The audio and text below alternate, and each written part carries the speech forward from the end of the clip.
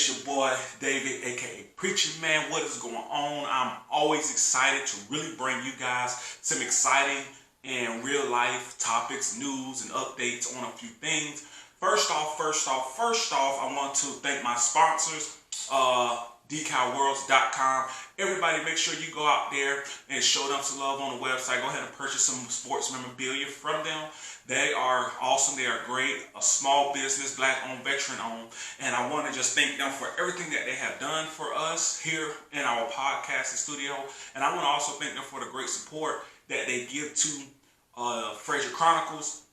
Everybody out there, I'm just going to give you a little bit about this sponsor. Our sponsor, decalworlds.com, is a sports memorabilia website where they sell mats, shirts, watch, gift sets, all types of stuff. Go out there, support them. Make sure if you go on their website and you don't find what you're looking for, send them an email. They definitely have a lot of merchandise in stock. A lot of it some of them might not be on the website, but they definitely can get it in for you. So make sure that you go and hit them up.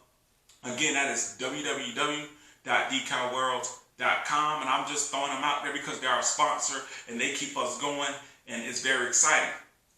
Now, I want to talk about the subject for today, and today's subject is called prison talk. And I think that it's imperative to really learn and know that your favorite podcaster, David, aka Preacher Man, was once a correctional officer in North Carolina's prison system. So, why am I doing a prison talk? Well, I'm doing prison talk because, one, I really want to get others inspired. And I want to get people inspired to understand what really goes on in prison and not to be fooled, because it's my duty, again, to come on with a lot of realistic things and views on my podcast. And when it comes to prison talk, the first thing that I want to talk about is the court system. Okay, so we all know that in order for you to be incarcerated, you have to go to trial. Basically, trial is held at a courthouse, and basically you go from there. So basically, people commit crimes or whatnot, and they'll go to trial. All right, and sometimes these people sit in the county jail. The jail and prison are two different places. So let me get you up to date, because a lot of people say, well, I'm going to jail. I'm going to jail for the next 6 years, and some of them are talking about prison. All right, and prison and jail are two different places. I consider jail, in my opinion, to be like the holding spot. It's like a holding place for those who can't post bail, a holding spot for those who just don't need to be out on the streets because they are considered, quote unquote, dangerous and a threat to society.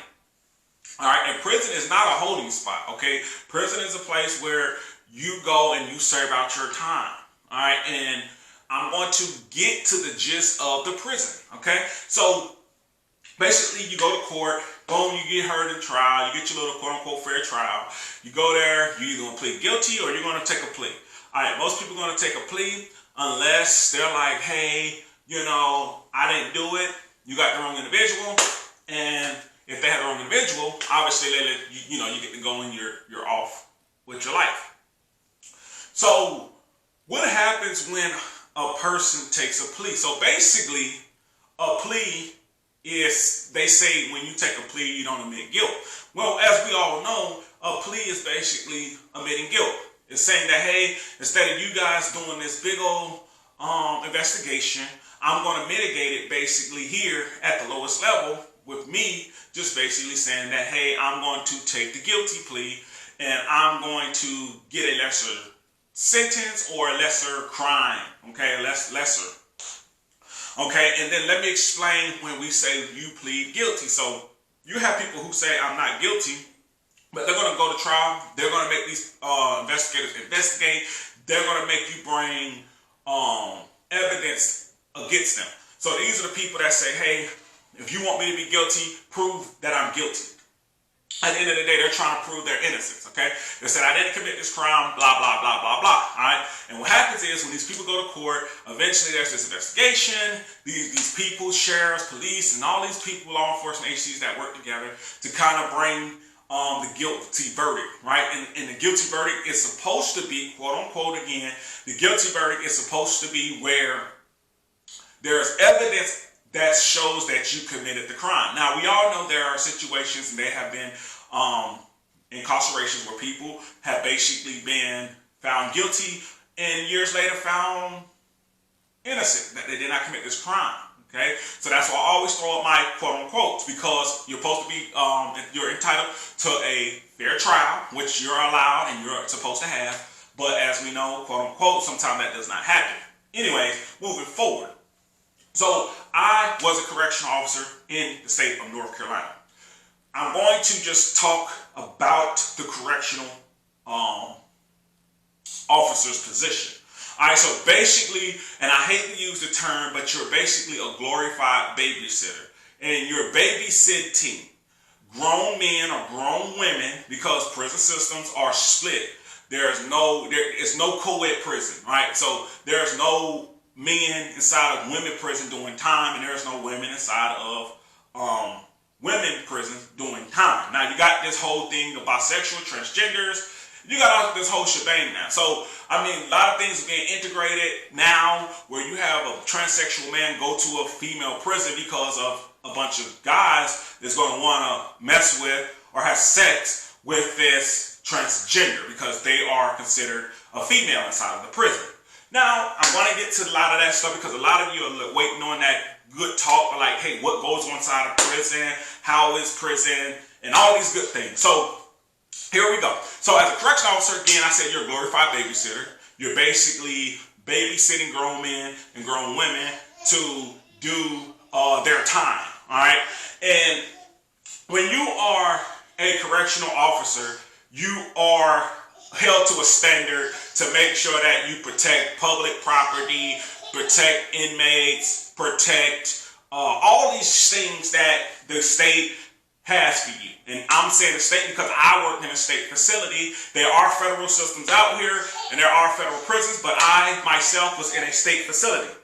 So now that we are here, okay, now that we're here, and we got that out of the way, now I want to just walk you through the end processing of a prison, because yes, as a correctional officer, sometimes in your career, you're going to do the end processing, meaning basically you're going to take people who have been found guilty or have taken the guilty plea and have now are serving their time. So today, this is their first day. They're coming to prison.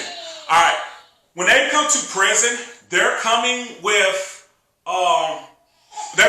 other people. So it's not like, hey, today Mr. Johnny got sentenced and Mr. Johnny's only going to be the only one going to this prison facility. No, I believe, and if my memory serves me correct, because I was a correctional officer back in 2014, when I started back in 2011, in the year 2011 to about 2014. All right, so this is how it goes. All right, in processing day is a bunch of inmates. It's a bunch of people, it's busloads of people, okay? Busloads. I mean, get this, guys. You have people all over the county, from every county jail, coming to these prisons. And what happens in intake is basically you come in and you're going to have your jail outfit on. I mean, like the jail outfit meaning like your street clothes. So you're going to come to prison in street clothes.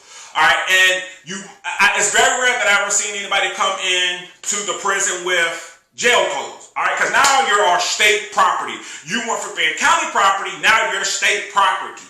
All right. So now the state has these great clothes. They have these great things for you, since this is what you want to do. All right. So you come in, you take maybe a 30-second shower, and it's not even 30 seconds. It's like, as correctional officers, we control the water. All right. So basically, we got like maybe like the prison I was at, when you come into in process, I think we had like 4 showers. All right, mind you, we got to get everybody showered, so we don't have time for you to really sit there and be like you're at the house, soap, and then watch. Now, you might get that rag, or you might get that bar of soap, and you might have to like scrub, get in, and get out. Sometimes you're getting out with soap scrubs on you, okay? That's how fast we have to move as correctional officers. We do not have time to sit here and allow you to feel like you're at home, because now you're in prison, Everything is fast-paced. Everybody's moving at a fast pace, and we don't have time for your problems. We have 1,000 other inmates we have to get through from our in processing just alone. All right, and we have to make sure everybody has clothes and shoes. All right. So anyway, I know I'm moving fast. I'm really excited to really bring you this because a lot of correctional officers aren't bringing it. A lot of inmates are bringing, or former prisoners are bringing stories from what happened. I'm telling you from the in processing, from your county jail to the prison. All right. Now that you are showered up, whatever you want to call it, you are now going to your dorm. All right. In the prison, there are dorms. And what we could, and the way the dorms are set up at the prison I was at, there's A pod, B pod, C pod, D pod. There are two sides to every building, but they're like, you have A pod, A through D pod on one side, you have A through D pod on another side. They're split basically. All right, so like letter A, letter B, letter C, letter D. All right, you're gonna be, in either A, B, C, or D. All right, and you might be at that prison for like a couple of days, depending on what you have going on in your age. So the facility I was at, I don't even call it juvenile because there's no thing as a juvenile prison. All right, and the reason I say a juvenile prison because they have holding spots for juveniles, but once you are in the adult prison system, it's considered adult prison. It's not considered juvenile prison. It's considered adult. All right, so anyway, so you move from, so like let's say guys come in and they are, they're going to be transferred out. So basically they come to this correctional facility for XYZ amount of days and then they're shipped off to another prison camp. All right, so once you come in, you're basically now, and the way it works, and I'm going to be realistic with a lot of people, is you're basically betting on. So from the time that bus comes up, and all inmates know, or prisoners, all right, know when the buses come. All right, they're not dumb, they're not stupid, they know. So if it's Tuesday morning and the bus is supposed to be coming, most inmates, they're going to be up. They're going to be up, one, because there's breakfast times. Breakfast times are real early. All right, and by the time breakfast is done, those inmates are not going back to sleep. They're going to school. They're going to be doing rec. They're going to be doing a whole bunch of stuff. So all this stuff is to tell you this because I think that is important, because as a former correctional officer, I want to give the real life experience, okay? Because I'm tired of people talking about, well, my dad said this, or my mom said, I don't want to hear that no more. All right, and all these people. So I want to get to the nitty gritty of a bunch of the stories about prison.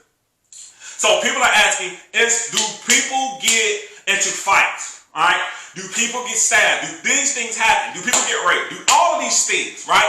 So I'm going to tell you how prison is on the inside from a correctional officer's point of view.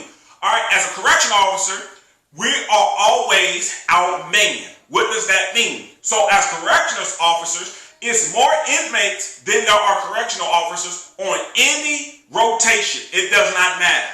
All right, and the reason I'm telling you that is because if you want to go to prison, you need to understand that as a correctional officer, I don't have time to babysit you by yourself. I have 100 other inmates or thousands of other inmates I have to keep my eyes on.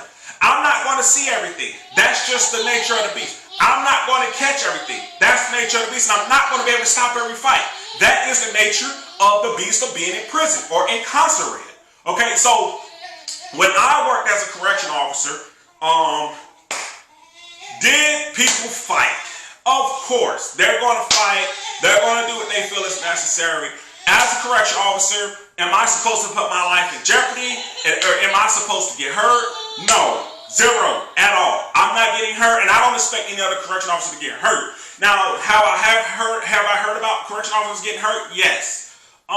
Because people, again, have this mentality that they want to jump into fights. I'm not jumping into a fight. You guys fight it out. I'm here to basically write up the story, the narrative, and boom, I'm passing it on to my sergeant. Now it's not my issue, it's my sergeant issue, my captain, and whoever else's issue. And I hate to be that way, but that's the way it is. Another thing about the prison is people get stabbed. Like, people get stabbed up. All right, so people, you got to realize, like, the county jail is different than prison. All right, prisoners, you have to understand there are Convicts, which are people who are in prison long term. They're not getting out no time soon. When I worked in the prison, there were guys that, you know, when you look at their paper, it says life, L-I-F-E, which means they're going to die. They're not getting out. They are serving a life sentence. They're going to die in prison. So they are not concerned about you as another inmate. They don't care about you. They're there. What's the most that's going to happen if they kill you? What is the most that's going to happen if they kill me as a correctional officer? What, they're going to get another life sentence added on? They don't care. They're never getting out. And then you have people who are just like, hey, I'm here to do my time. I have nothing but 2 years. I want these 2 years to go by fast, and I don't want to have the most drama. Sometimes guys go through their 2 years and they don't have issues. Most of the time I have seen guys have issues with convicts. And because convicts don't get out, they have no problem assaulting you. You're like the next thing close to a woman, so they will rape you.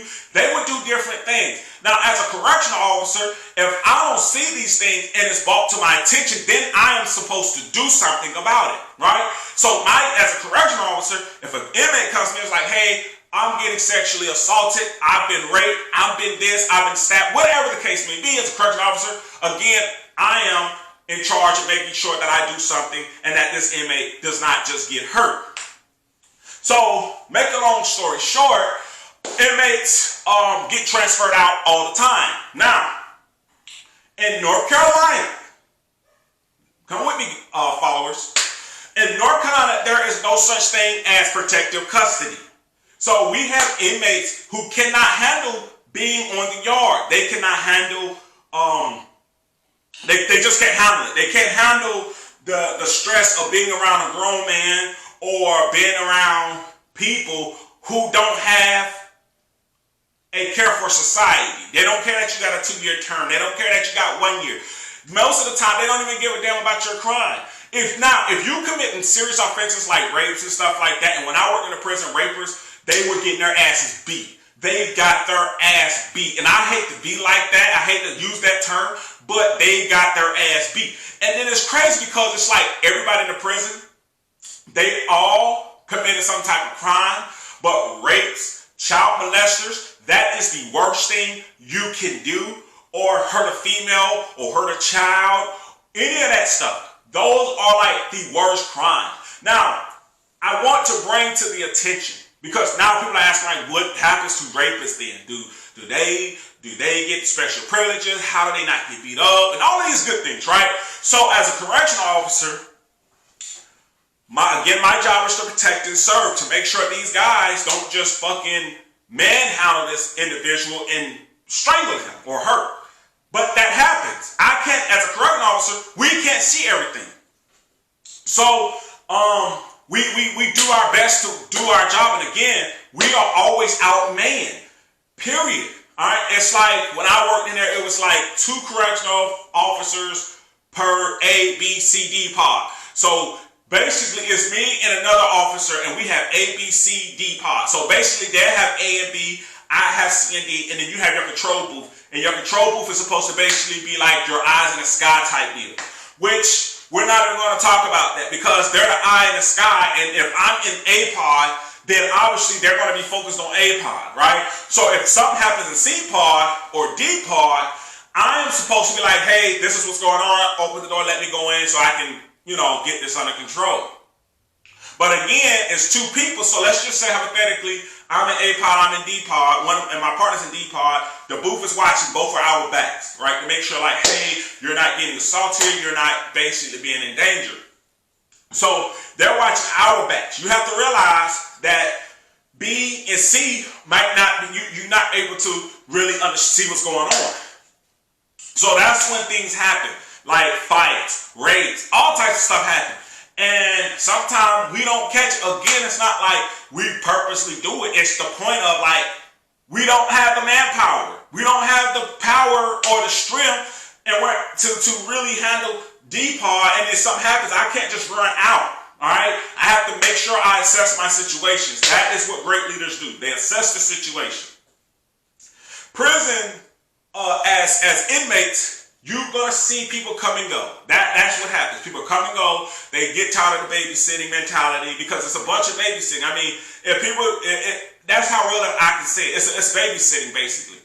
So, and you're babysitting on a different level. Like you're on a grown level babysitting. So, anyways, I'm gonna go back to what I was talking about. So, state of North Carolina does not have protected custody. You have inmates, prisoners who cannot handle the yard. They are on the street. They are maybe the best. They're like the OGs or the gangsters or whatever you want to call it. In prison, it's the survival of the fittest. They don't care about how gangster you was. They don't care about who you shot. They don't care about who you robbed. It's now you in prison and you're going to deal with grown men who are not going to play and they don't care about your gun and they don't care about that, right? They're gonna do what they got to do to you, all right? When I see young men coming to prison, it is one of the worst sights to see because most guys, when I was in processing, I worked the yard, I worked everywhere. I worked yard and locked up units. So as a correctional officer, I worked in almost everything, transportation, all. I done it all. So when you look at prisons, okay, you see these young guys come in and the first day they don't survive. They get beat up, they get raped, whatever happens to them happens. I mean, it's like we don't have, again, the manpower. And it's not like we want these kids and these people to get hurt. But it happens. All right? And it's not like, everybody thinks like, well, because and it's good that a lot of former prisoners come out of prison and they do YouTube videos. It's great that they do that. They talk about some of their things that they happen to them. But prison is like Vegas. All right, there's a saying, what happens in prison stays in prison. So you'll have a guy who went to prison and was turned out, okay? What I mean by that was like he basically going there and he's getting his cheeks clapped by other guys. And I'm not trying to be funny. He's getting his cheeks clapped. And he does that, and he's going through that is because, hey, maybe he needs some help. Maybe he owes somebody. It's a bunch of stuff that go on in prison, right? Homosexuals, right? Guys are on the street, they're like, hey, I'm straight, but then they go to prison, now they're gay. I mean, it's insane. This is real talk, guys. You can't, like, I'm telling you real talk. I mean, if you want fake stuff, get off my channel, go hit a fake site. But right now, I'm giving you some of this real deal Holyfield. All right, real deal Holyfield, and I'm coming with right, lefts, and I'm coming with jabs, and I'm bobbing and weaving at the same time. All right, so anyway, you got guys who are straight outside of prison, right? They go in prison, the first thing they do is they're sticking their dick in another man's ass. I don't know how that works. I don't know why they do it, but hey, that's how they do. Or they're like letting another dude suck them off. It's shit like, it's shit in there. All right, so, and in women prison, it's the same shit. Women are raping other women. They're eating each other out. They're fucking each other with broomsticks. It's a bunch of shit that, it's insane, ladies and gentlemen. I know it's like vulgar, but this is the life that some guys and some women want to live. They want to be the hardcore gangsters. They want to kill people. So let me just give you some clarification of what goes on inside of prison. So anyways, these guys get turned out. These women get turned out. Everybody's trying to survive. All right. In prison, you pay rent. Now, I don't know if people don't know this, but you pay rent. All right, and it's not to the state. So don't think that, when I'm going to prison, I gotta pay the state restitution and all. No. All right, it's really insane, but that's the life that they live. You can't follow rules out here, so you'll go to prison, you're gonna follow somebody's rules, whether it's a correctional officer or whether it's a convict or another inmate. You're gonna follow some rules. Because if you don't, you're gonna get your ass beat, and then you're gonna go up to the single cell. And I know people are like, well, why are you questioning your video? I'm passionate about this shit because I think that people need to really understand and know what goes on in prison and stop listening to some of these people out here who are telling you ghost stories about prison, all right, and how people get beat up. They're not telling you about some of the stuff they've been through. They're not telling you how they've been turned out. This because it's Vegas. What happens in prison stays in prison, right? And I'm giving you the real deal Holyfield. I'm not worried about nobody approaching me or talking to me about it because we can do that. We can talk when we need to talk, right? But most guys, that's stuff that happens, all right? When the guy gets turned out in prison, right? So let's just say hypothetically, this guy, he comes in, he's messing with this one guy. And as a correctional officer, the reason I know about this is because it's called talk, right? It's called talk. Everybody talks, right? So let's just say hypothetically a guy's getting his cheeks busted, or he's giving this guy blowjobs, whatever the case may be. Watching dudes clothes, whatever the case may be, man. And the individual that he's messing with, you know what I'm saying? It's like, but I'm straight, man. I'm not the gay dude because I'm not taking it. First off, you are gay. I don't care what you say. If you are out here and you're letting a dude stick you in your butt, or you're letting him, suck you off, or whatever the case may be, you're gay. I don't care what you say. You can sit here and you can hate on Fraser Chronicles all you want, but you're a gay guy. All right? And I don't care what you got to say. So anyway, because real dudes, we don't do that stuff. Real dudes, we don't put mops on our head. We don't put weave in our head so we can be over here looking like a woman. But anyway, let me continue. Let me explain, as my boy Kevin Hart said. But anyway, inside of prison, guys, right, get turned out. They have boyfriends, whatever the case may be, and they still have their girlfriend on the outside. And that's not my job. I'm not dry stitching. No, not at all. But what I'm doing is I'm telling you some facts that go into prison, because a lot of you youngsters out here killing people and all this other stuff, that you're going to go inside of a prison and you're going to be the pot boy on the street. Well, if you're going to be hot boy on the street, this is what you're going to be. You're going to be somebody's bitch. That's how it works. All right. So anyway, inside of prison, this stuff goes on. All right. So this individual is messing with this one guy. He gets sold off. Again, sold off. Sold means somebody buys you. And now it's a crazy world. And again, correctional officers, we only know what they tell us. If we don't know, we can't do nothing about it. Right? And either you're going to not tell and you're just going to go through the hardship, or you're going to tell and then you're going to be labeled as a snitch around the compound, and everywhere you go, it's going to be hard for you. I mean, it's already hard, but it's going to be real hard. So anyways, excuse me, I mean, this thing is so real and I'm so live that y'all need to go ahead and subscribe, hit that subscribe button here on YouTube so that you will never miss another episode of any of my talks. But anyway, when people go to prison and they're going through stuff like this in North Carolina, there's no protected custody. So now I'm glad you asked, well, what happens to them? Well, they get put into these single cells, right? Or they get shipped out somewhere, right? They get single cells, they're going to get shipped out to another prison facility. And prison is like CNN, right? You can't run from the news. You can't run. Like, they're everywhere, right? So you might go to another prison. That stuff follows you to the next prison. It's only just a matter of weeks and a matter of time before somebody lets somebody at this other prison know what happened to you, right? Other inmates. Because that's what they do. They talk.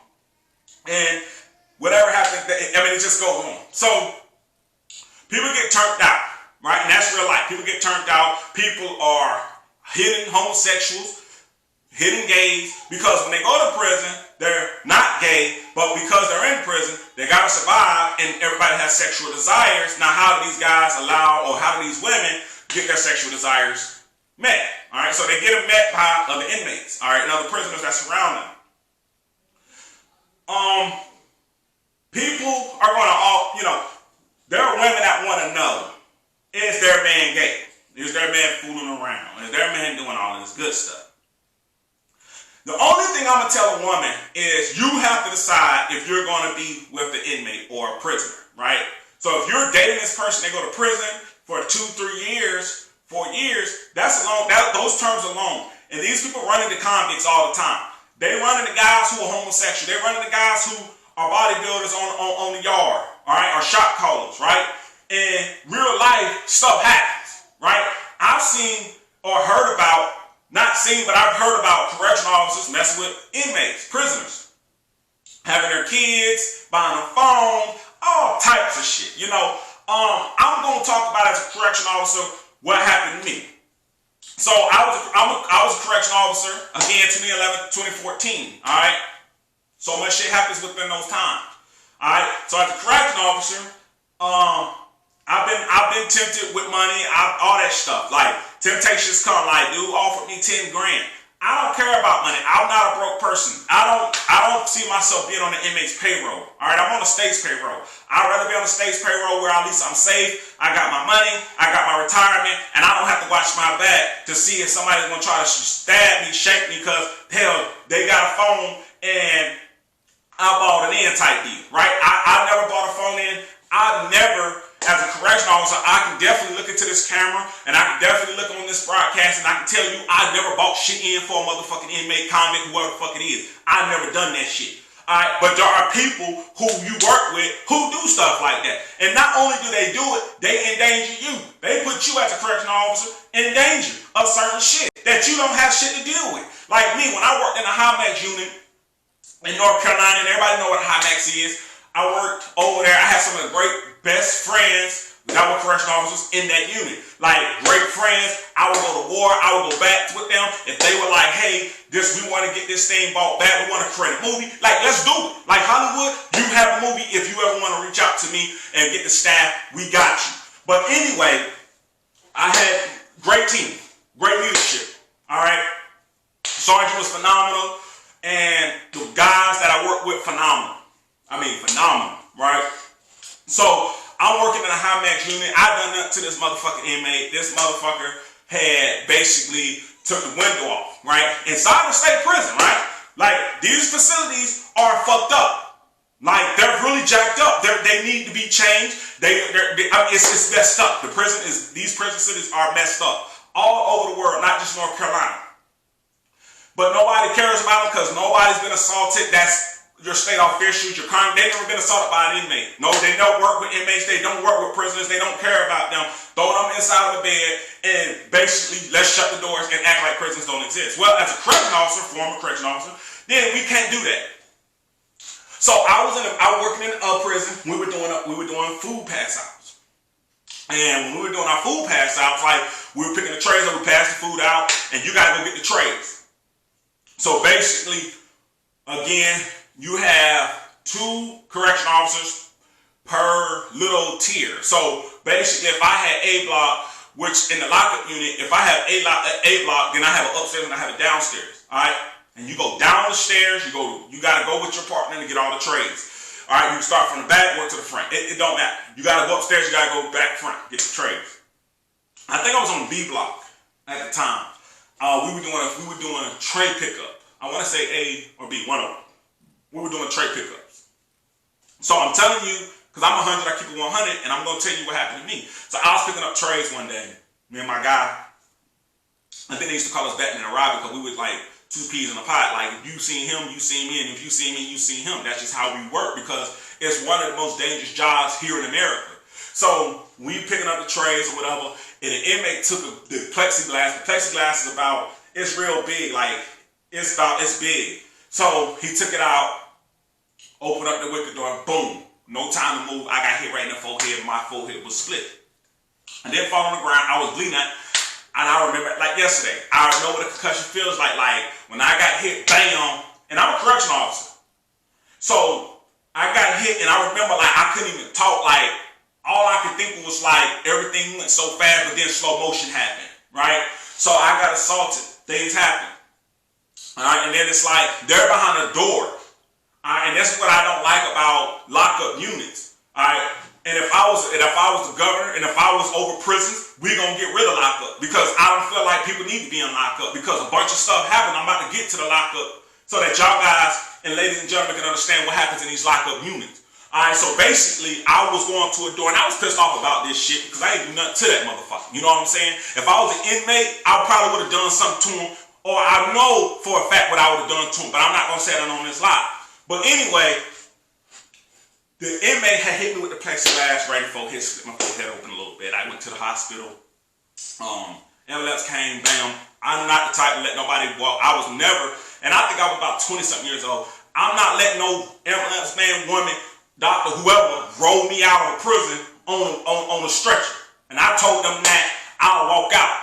And again, I had a great team. They did what they had to do, and that's what we're gonna say, right? So my team was one of the great, and I love that team with my heart.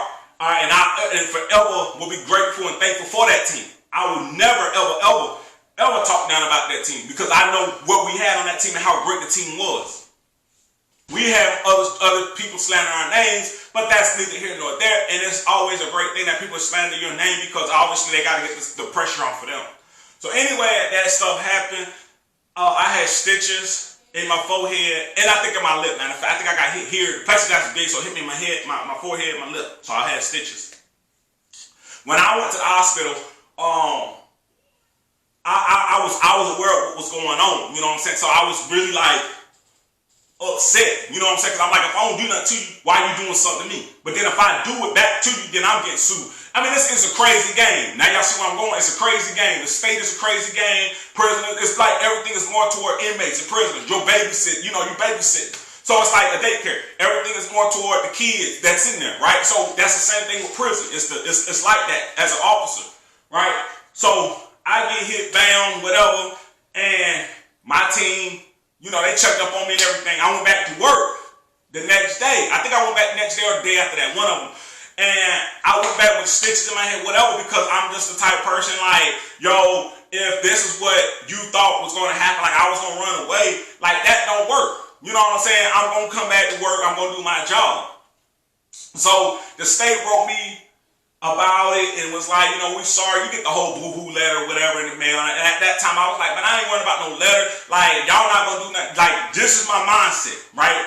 The prison, when that assault happened, it changed my life. Because now it was like I had to be more aggressive. Like, damn what y'all got, damn politics. Because politics is a bunch of political rules inside of prison. That's what it really is. A bunch of people who went to law school, who made up a rule, and basically threw it out there and was like, hey, this one's going to satisfy the prison. I don't feel like anybody who didn't work in the prison should make up rules. You need to go down there and work. And I'm not talking about 1 month. I'm talking about at least a year.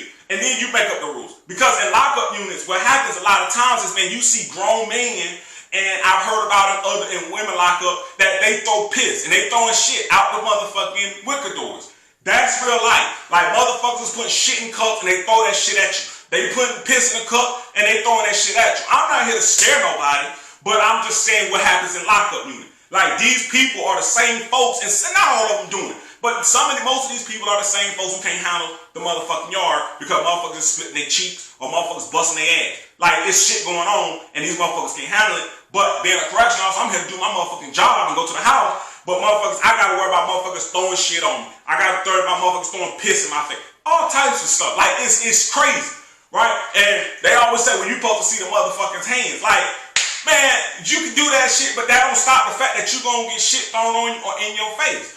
That don't stop it. I'm telling y'all, ladies and gentlemen, it don't stop that, right? So it be piss, so like they have piss on the floor, motherfuckers be holding the wicker door, all types of shit. So inside of prison, this is going on. I'm a correctional officer. I'm not an inmate. I'm a correctional officer. So I'm here to protect, but yeah, I don't gotta worry about motherfuckers throwing this at me, that, and the third. And I think that me coming out with this video, it might help some of you guys in some of the states that you work in to actually get some legit facility, because they don't care about a prison facility. It makes me more like, it be hot during the summers in some of these facilities. Inmates fight so they can go to lockup because lockup got air conditioning.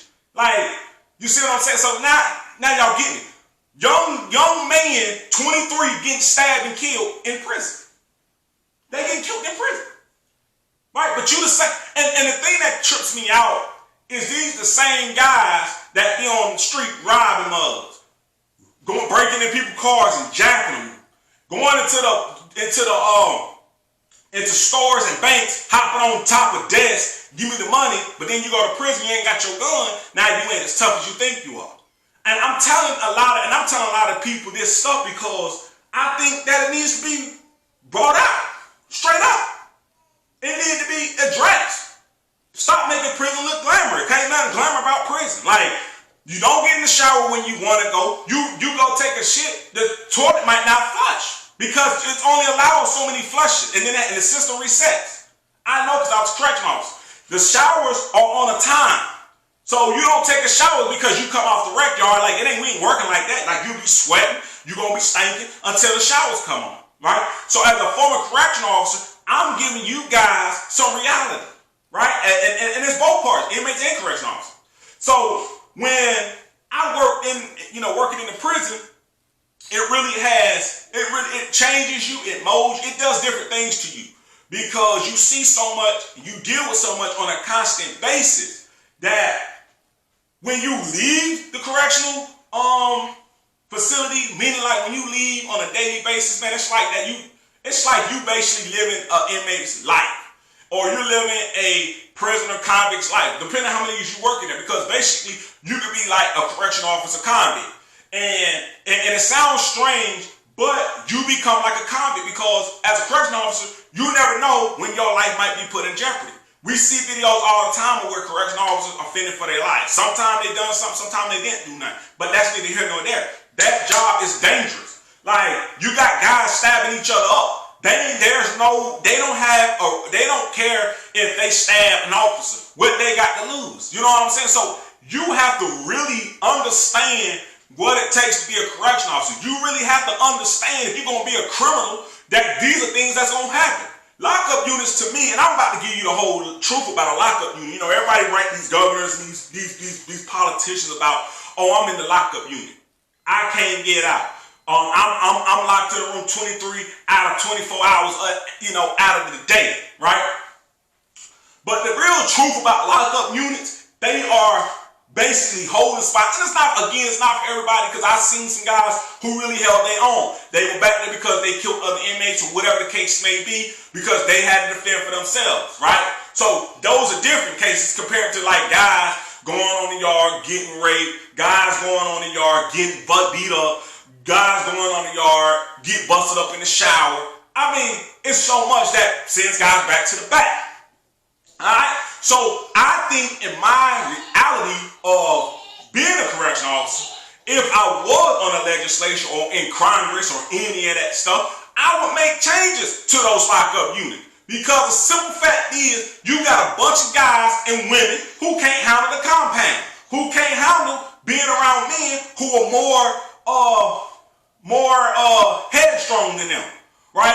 You're around people who manipulate you 24/7, 7 days, 365 days in a year. You're beside them. So you can't handle that because nobody told you that's what happens in prison. Right? And most guys who ain't never been in prison, they come inside of the prison facilities and they get jacked up and ate up because they don't understand that it's survival of the fittest. You a new young cat in here with grown men who ain't gonna sit here and tolerate stuff that your parents tolerate. Hell, they're not even gonna tolerate the stuff that county jail inmates or holdovers tolerated from you, right? So you come into prison with that mentality that I'm about to be Mr. Tough Guy, or these guys looking out for me. People ain't looking out for you in prison. You know, I told some cats, that I knew were going to prison. Man, I've seen people I went to school with inside of prison facilities, and they weren't correctional officers. They were inmates. They were people that I went to school with. We knew each other by name. We hung out. We graduated together. They locked up inside of prison walls. And I don't downplay none of them. I don't talk junk about none of them. Because everybody got a story on why they went to prison. And then they got stories on what happened to them or what happened and things that they seen while they was in prison. Everybody not going to keep it real. Like I kept it real. I told you, hey, a dude hit me with a Pepsi glass inside of a lockup unit. That changed my whole outlook on lockup units. I don't think that lockup units need to be overcrowded with a bunch of foolery. Because that's what you get. You get guys who will stab, like let's just look at molesters, right?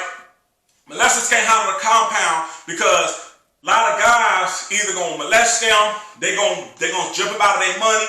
It's a bunch of stuff that going on. It's a cutthroat. It's cutthroat in there, right? It's cutthroat. They'll cut your throat, they'll slice you up, they'll rape you, they'll beat you up, there's so much stuff that happens in there, man, that the news don't even follow. So I'm telling you here what goes on inside of prison. So if a molester, let's say a guy comes in, like there was a big case in North Carolina, for instance. Guy rapes a little girl I want to say what happened out there in Fayetteville. And, this big thing went to trial. And the man killed the girl. Hit the little girl's body. And I've never seen guys be so wound up like, oh, we gonna kill this dude. Like, that's the calls that were being made inside North Carolina's prisons. All prison facilities. Because they seen that this guy was on the news killing this little girl. Right? Little girl can't defend herself. So you gotta look at these guys. Some of them got kids. Some of them got daughters. Some of them got wives. Some of them got nieces, nephews, and all. Right? And they look at you killed this little girl, and we gotta check that. We gotta check that. We gotta make sure you understand what you did was wrong, and you must be punished. Right? That's how inmates look at it. right? The courts are going to punish you and give you this sentence of a life sentence. You know what I'm saying? But that ain't good enough to inmates, right? Or convicts, prisoners. So basically, a lot of prison were in uproars, and we had to basically calm it down as officers. You know what I'm saying? And the news wouldn't even give up where prison he was going to, because how high the security threat became. Like, you could basically have no threat to having like a whole threat, right? 0 to 100 real quick. And that's what happened in the prison. Went from 0 to 100 because a lot of guys wanted this one inmate to come to that prison that they was at so they can go ahead and do what they need to do to basically get things tightened up, right? For their families, right? For the other families, right? They looked at it like this little girl needs her payback and we here to do the payback. That's how they looked at it, right? So as time went on, you know what I'm saying, they eventually, again, no crime, don't have to take custody, but they put the guy on death row, whatever the case may be. This guy's somewhere basically chilling, might not even got into no trouble, might not even got into a fist fight on the yard, because in prison, you gon' fight. That's a given. Now, I don't know when, but you gonna have to get down. And it don't even matter if you're a part of the gang or not. You gonna have to get down, or you gonna reap those rewards of what happens to guys that basically bow down and be like, oh, I'm not gonna do it. Because that's how prison life is. Alright? And a big thing that I want to talk about too is like the whole lockup. Right? So now I'm on lockup. I think that they need to take lockup units away. Maybe have a couple if they want to have them, but don't have them to the point where they just get overcrowded because you got a bunch of guys who can't handle the compound, right? Or because guys are getting threatened. You know, prison, you know, they say it's to rehabilitate. And as a correctional officer, ain't no rehabilitating going on.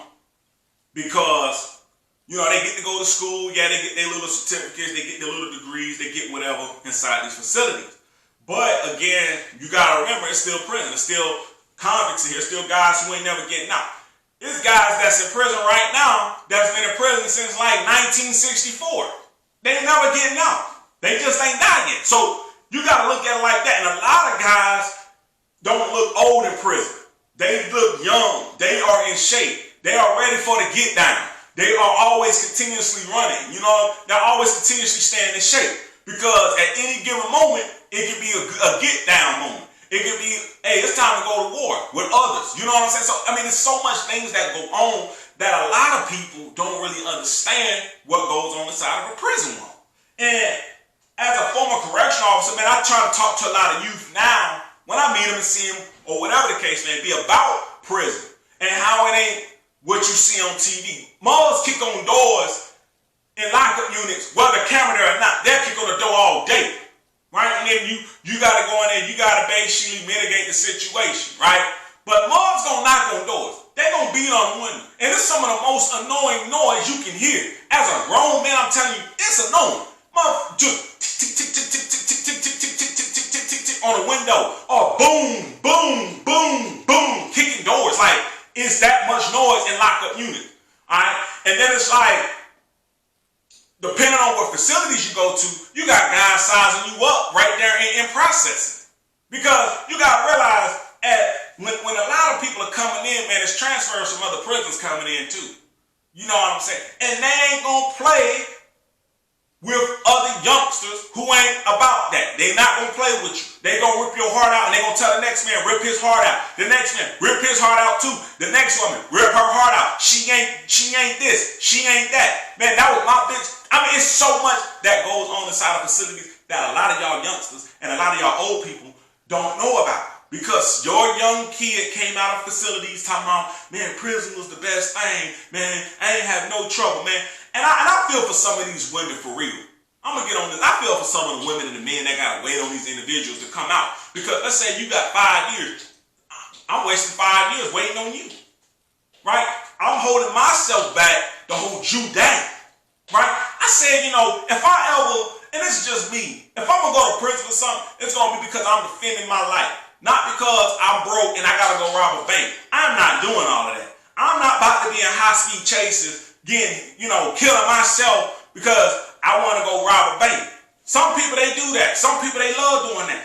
I'm just not doing it, right? If you're going to commit a felony crime, why? Y'all were committing little, B&Es, I'm a breaking in. I'm a carjack the old woman because she can't defend herself, right? I'm going to go over here, I'm going to mess with these kids because I want to be a pervert. Like stuff like that, right? So when I worked in the facilities and I seen stuff like that, it really changed me. It changed my outlook on how I even dated. I used to look up people, like when I dated a girl, I look her up in the system. And I asked them, have you ever been in NCCIW? If they say, what is that? I knew they wasn't there. I knew they wasn't a part of that system. But if they say, oh, I was there, I ran into women who wasn't locked up. And I'm glad I worked in the prison. At the time, I would look at people up. I didn't never want to run into no convicts, no inmates, none of that. I didn't want that a part of my life. So I remember, looking people up, girls that I would talk to, put in a room, and they pop up. I ask them about it. Some of them downplay like they ain't never been incarcerated. Boom, they picture right there. Or boom, they name right there. They age right there. The city they got in trouble in right there. I wouldn't say a word. I would just play it. And when I seen them face to face, I say, why you ain't tell me you was locked up in NCCIW? And the reason a lot of times when you are a correctional officer, you need to know about who you dating and who you talking to, because it can jeopardize your career if that's where you want to go. It can jeopardize what you're trying to do. Because if you are dating convicts, inmates, prisoners, they're going to feel that, boom, you are corrupt in this field. I had a Captain Roach, I never forget him. He said it in the lineup, and he's been promoted since then in the prison facilities, and I've seen it online, but he said the best. If you bring this stuff in for these inmates, you ain't shit. And I was like, man, that's the best words anybody can ever tell these guys or these women that's bringing shit in for these people. You ain't shit. Now, granted, you don't get paid a lot of money. You get paid a decent amount, as I would say a decent amount. If you got a spouse, y'all should both be holding each other down. If you're a single person, you just find your little place that don't cost too much. Find your little car that didn't cost too much. Get back and forth for work till you can basically move up or find another job. So, basically, in a nutshell, Prison Talk, this podcast, Prison Talk, is basically from my heart to you. And I don't want you to think like, man, this guy is a hypocrite because he cussed. Man, I'm telling you what goes on. I'm telling you, I'm putting my emotion into it because it's emotion. It's an emotional roller coaster. People go to prison every day. People are incarcerated every day. And until people really keep it real about what goes on in prison, you're going to keep having the same thing. Youngsters ain't caring about, long term. And in prison, there's cliques. There's cliques amongst blacks. There are cliques amongst whites. There are places you can't even walk through certain areas of a prison. With, like in the bunk areas, right? You would have to take your tail all the way around. You can't walk through other inmate areas. I mean, as officers, we gotta do it because that's our job. But and a lot of some of the inmates, they respect it because it's about laws and rules in there, right? It's like, okay, you're a correctional officer, you're just doing your job, But for another inmate prisoner to walk around beds and stuff, man, that's like a death threat because it's about respect. See, that's the thing I never understood when it came to guys out here murdering people and guys out here molesting them. Women doing the same stuff, you know what I'm saying? I never understood how you can't respect laws and rules in society, but when you go to prison, there are rules that inmates govern. We have, as officers, we govern things too, but inmates govern things too. It's two rules. You got to figure out which one you're going to follow. One can lead to your death. One can lead to just some downfall and some beef. One can lead to, okay, hey, I'm just going to do what I got to do, and I'm going to lay back, man. I don't wish prison on nobody. And that's from a correctional officer. I don't wish prison on nobody. I seen how the food is cooked. It's like, it's cooked, but it's like slop at the same time. You know what I'm saying? And it's the cheapest food. They got to feed thousands of people. You're not about to get crab legs with the doggone steak and potato. You ain't getting that in prison. You're going to go ahead and get their soup or whatever they got serving, delivered to you. And that's what you got to eat. It's so corrupt, man, that it's little stuff in prison that can get your head taken off. And I wasn't even an inmate, right?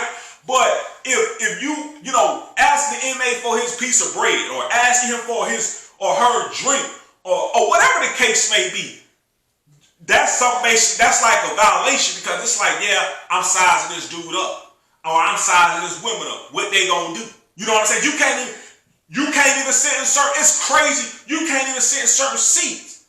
You know what I'm saying? It's like you gotta basically. I'm a correctional officer. They sit right there, and they gotta disrespect me because if they sit there, I'm not there to take their ass before them, right? So it's like it's so corrupt, and it's gonna always be like that because that's just how the system of prison has been ran. And again, if I was like a senator or something, or if I was on a team to help with prison changing them, I know what to change. And I'm not gonna say I know everything, because there's certain things as life goes on, everybody start adapting, everybody start finding loopholes, everybody start finding ways to get around. But my biggest thing would be those lockup units. They need to be taken away. They get flooded out. Inmates flood them.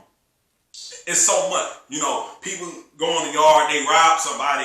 You know, now it's basically the cat and mouse game. You know, these guys that you messed up, now they got to figure out a way to get you. All right, or they got to get foot soldiers. And I'm glad I said that. Let me just talk about the whole foot soldier thing. So you got the hierarchy powers inside of prison. You got hierarchies. You got guys who are like, hey, I'm about that. I'm a shot caller. I'm going to be, you know, I'm this, that, and the third. And then you got the foot soldier, basically the person that's going to carry out the mission that this guy puts out. And you're going to either do it or you're going to get hurt. So, I mean, it's so much that happens in prison, man, ladies and gentlemen, that as a former correctional officer, man, I would never want to be on the other side. Meaning, like, I would never want to go from being a correctional officer to now inmate. Because now you in here with these guys and you got to fight your way through and you got to survive this. Young 21-year-olds going in here with grown men who are like 50, 60. They're not playing with this young 21. You're going to give up them cheeks. They're going to clap your cheeks. They're going to do this to you. That young 21-year-old, they're going to do the same thing to her. And on the difference, it's just you in a women prison. But there are women in there who going to snatch some cat too. Don't get it twisted. They're going to snatch your cat up. They're going to snatch that butt cheek up. They're going to do what they got to do to you. And they're going to pass you on to the next individual. You know, it's a cutthroat. It's cutthroat. And a lot of people don't really understand that. You know, I don't care who you are or how tough you are or what you claim or what you come from. They don't care. They're going to take you and they're going to do what they want to do with you. And you got to survive. I'm not saying every guy or every girl that's out there goes into prison and get raped. But there are over 200 and something thousand rapes a year. Over 200 something thousand rapes a year. All right, inside of prisons. There are so many assaults that take place in prisons. It's ridiculous. And as a correctional officer, all I want to do is sit out here and give some truth to some of you guys and all of you guys and ladies out here so that you can be better productive citizens in the United States. You know, it's not worth going to prison because you raped somebody or you're a molester. You can't handle your sexual desires, whatever the case may be. Or you killing somebody's family over 10 cents. It's not worth all that. Because you're going to kill somebody over $10, $20 and you're going to go send us out of prison when now you owing money, right? And you ain't going to want to deal with the hardship. But yet you put somebody else through the hardship.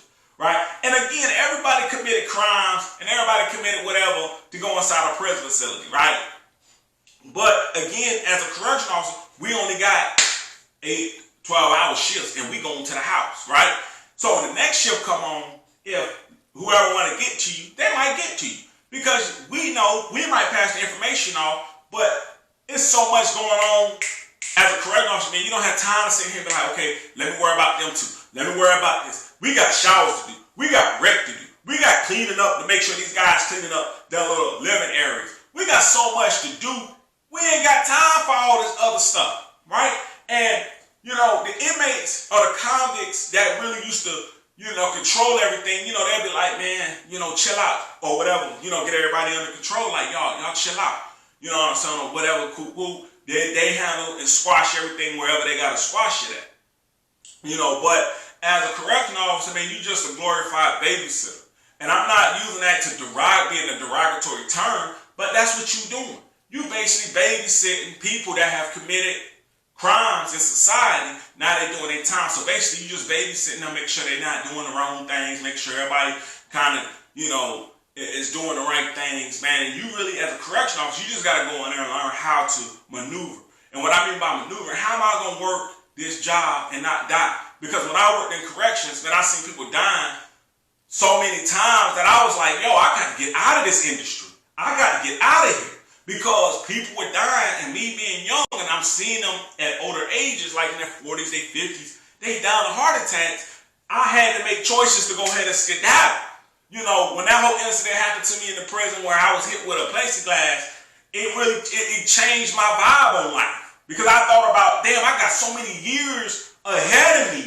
Man, I'm not about to deal with this. I'm not about to go and have to worry about this, right? I don't want shit thrown on me. I don't want piss thrown on me. Hell, I don't even want to be hit in the head again with a plexiglass. Because there's no telling what could happen the next time. You might die on the next hit. So you don't want to put yourself out there. And that's why I'm like, lockup units need to be taken away. And they only need to be used for people who are actually, it's got to be danger for you to, like, your life is at stake type deal. Not, well, I can handle the yard, so I'm going to go over here and I'm going to make this a protective custody, but I'm going to throw shit and piss on people while I'm here. That's not what I'm talking about. And I really hope that everybody really learn a lot from this video. I learned a lot from me because I'm really, really, really full of knowledge. And I'm giving my knowledge to people out here, about prison, at least the state side. Feds got their own thing. I can't speak of feds because I've never been in a fed facility or worked in a fed facility. I only worked in a state facility, and I worked in a juvenile facility as well, and a lot of times inmates, man, prisoners, they have 8th grade educations, 3rd grade education. I'm just being real. It's maybe a couple, only so many that might have finished school and so many that might got degrees. But a lot of them in the state facility that I've seen, 8th grade education, that was the highest education achieved, or 3rd grade, or whatever the case may be, because things in life just didn't pan out, and at the end of the day, you have a choice to make. And I'm going to say this. Everybody in the world have a choice to make. We have a choice if we're going to be hungry and we're going to kill somebody. Or we can be hungry and we can say, hey, God, please don't allow this to keep happening to me. Let me be able to eat something. We have choice to either we can pay our rent, right? Or we can go out there and rob. And you have to really make that choice and say, it's not worth robbing. I'm listening to David, a.k.a. Preacher Man. He said, don't do this because I don't want to have to go through this. I don't want to have to go and work and live in a prison and have to worry about somebody stabbing me up with a knife or me having to pay a man rent. And it goes on, man. We don't know who's doing it. We don't know when they're going to do it. And it happens. Man, I'm leaving y'all on this with this Christmas note, for real. So, when I worked in a prison, man, this was a story that I found out to be crazy, man. It was like during the Christmas times, they let these guys and girls get these Christmas packages. All right, and the Christmas package, it's like noodles, soups, all types of stuff in here. These inmates, prisoners, convicts, whatever. They all, during Christmas time, some can afford it, some of them can't. So your parents buy you, or your friends, whoever your family buy you some, a bag or whatever of food. And it's a big bag. It's like a garbage bag full. Man, it's full of food, chips and all types of stuff. And what happened is, guys, when I first worked in there, I didn't know guys would get in fights over these foods, or it's corrupt. I didn't know all of this stuff. So they would bring their bags in, and they get robbed of the bag, they get beat up over their bag, whatever the case may be. It'd just be so much going on. And I really learned that, when you locked up, your food don't belong to just you. You got a whole pot around you. Yeah, everybody in the pot, they get the food, but everybody else is like, we got a gun for your bag. We got a gun for your stuff. They take women pictures, like if you're the male person, they take the picture of, your girl, man, and some of them would do, just have sex to the picture. It's crazy. They do different stuff. And then, you got guys who indulge, they want to indulge in it because they scared. And they try to beat us. People are scared. When you in a scared, tribe time, you make scared decisions. Thinking that you're doing the right thing. And I think that it's imperative, man, to really teach everybody, all over the world about prison, man, and how you're a slave to the system. A lot of people, when I went in there, inmates used to tell me, man, you working for the white man and he doing this and that. And, at the time, I'm real outspoken. I was like, man, they making money off of you like it's nothing. I'm just getting a cut of what they getting for you. And it's a cutthroat, and you gotta be cutthroat. You gotta basically speak your mind. And at the same time understand, don't you ever forget what you said, because they're not gonna forget anything. You know what I'm saying? And that's how it works. If I could give people some advice, I'm going to start as a correctional officer. What advice would I give to other correctional officers? I would give them the advice that you need to have a head, you need to be headstrong. You really need to understand who you are. You don't need to have financial issues. You don't need to have issues with your self-esteem. You need to know who you are before you go in this facility, because if your esteem is down, they prey on that. If you got financial issues, they prey on that. If you at home and the person you with cheating on you, whatever, they prey on that. And I'm not saying that, there's officers that do the same thing. They prey on everything. And it's like you fighting two battles. But you just got to know who you are, and you got to maneuver the way you need to maneuver around people, right? If you ain't into that, hey, I'm not into that, man. Cut that out. Straight up, like that. Don't laugh at it like, because when you laugh, you basically get that open the door policy type deal. Like, okay, they laugh, open the door, let's go ahead on you. Right? But if you cut it out, boom, doors shut, and there's a lock sealed on it, and we ain't busting that lock. Well, as an inmate or a prisoner, what advice would I give to you guys? Man, stay out, ladies and gentlemen. But if you decide to make the decision to go into prison, you gotta survive. You better know how to survive. You better know how to fight. Because there's no guns inside of a prison. Guys are stabbing people up. You go into prison, you might have to buy shanks and all that other good stuff, because you in that 365, anything breaks out. Everybody's gonna be got. Who need to be got. And you have to mind your business. That's big deal. That's a big deal that I've seen working in the prison with other inmates, minding other inmates' business. And they just trying to be helpful. There ain't no helping in there. There ain't no buddies. There ain't no we cool. There ain't no, hey man, I went to school with this guy. Y'all better, it ain't none of that. Because now the problem is not just on that individual, it's on you. And now that you disrespected or put your nose in here, now they're going to have to crack your head, crack your skull. So, I'm giving advice on both levels, man. I don't want to see nobody going to prison.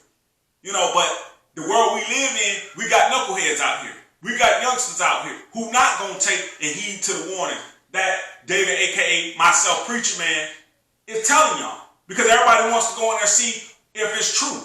And I'm telling you, you might not come out alive. Go online. Go online and look up inmate killings.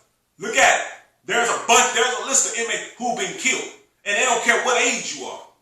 They will kill you. 46 years old, they gonna kill you. 23, they gonna kill you. 18, they gonna kill you. You can be 73 years old, walking with a cane. They gonna kill you. There ain't no damn senior, there ain't no senior discounts inside of prison. They don't care about none of that. You 73 years old, my brother, you better hurry up and walk on that cane. And if you say something smart, you gonna get dug in. Women, men, everybody. Homosexuality, it's all in there. Gays, it's in there. Transsexual, it's in there. And they don't have no problem exposing you. If you go in prison and you gonna go in there and you gonna try to be a shot caller, man, you got 165 billion other shot callers waiting to kill you. That's how it works, ladies and gentlemen. This is my show. This is my podcast. This is who I am. I'm gonna keep it 100. I'm gonna always bring that 100 bone-chilling realness to you, because that's what I do. As a youngster, and I'm about to get off here, but as a youngster, man, I was that young kid in trouble, fighting in school, right? Had a temper, short fuse. And I remember somebody told me, one of my teachers told me, you're gonna be in prison. You're gonna go to prison because you cannot control yourself. You can't do this. You're not doing this. And I was wild, man. I was at the young age wild, where I see people as they become teens and grown adults, wild. Like I was doing stuff like fighting. Like we gonna fight. This is what we doing. My own friends, we fighting each other. I didn't know if people were playing with me or not. We gonna fight, right? And as I got older, my pops was telling me like, look, man, you gotta stop doing that. You know, you get older, you know, they'll put you in jail and prison. And I had uncles who went to prison. I had family members who went to prison. And they did time. And they experienced things that I never want to experience in my life. They seen stuff that I never wanted to see in my life. I mean, as a correctional officer, some things I've seen. But as I went on my life, I started making changes that were necessary, that when I worked in a prison, I said they never told me I would work in a prison. They told me I would be an inmate. And when I see myself on the other side, that I'm an officer, I get to go home like this, I got 12 hours, I get to go home, man, I'm good, right?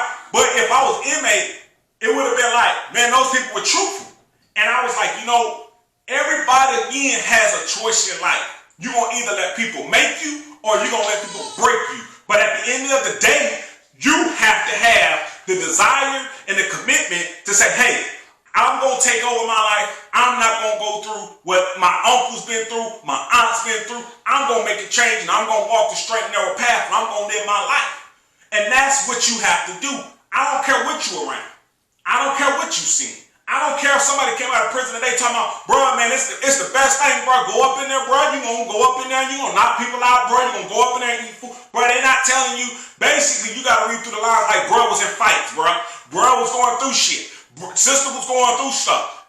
That's the part of prison that people don't tell you about. So today I wanted to, and I was thinking about this heaven before I put the podcast together. I thought about it. I thought about it some more. I prayed about it. I thought about it some more. And I said, you know what? I gotta serve up this real meal to everybody because it's a real meal that the world needs to see and the world needs to hear about. And I hope that each and every one of you that follow my video and watch this YouTube, that you will subscribe to my YouTube channel, Frazier Chronicles. You can go on the web, social media, follow me at Frazier Chronicles, and everywhere else, Frazier Chronicles. You can also send your emails, podcaster@FrazierChronicles.com. Go and visit my website. Man, we've grown international. Again, we want to thank our sponsor for showing us more love, showing us more enthusiasm, and being committed to what we have going on. Again, www.decalworlds.com. Make sure y'all go and check them out. Make sure y'all go ahead and buy some merchandise. I know a lot of these sports fans out there need it. Somebody out there needs it. Somebody just needs to be cheered up. You can definitely go over there to decalworlds.com. You can cheer them up with a gift. Again, that's my time. Make sure y'all share this video with them youngsters out there that y'all telling to do what to do and they ain't doing it. Share this with your boys that's trying to be gangsters. Share this with everybody, man. Make this thing go viral, man. We going viral all 2020, all 2021, and we taking this thing as far as we can take it, man. I want to thank you all. I want to thank all my fans and all my supporters all around the globe, whether you're United States or whether you're international. I want to say thank you, and that's my time.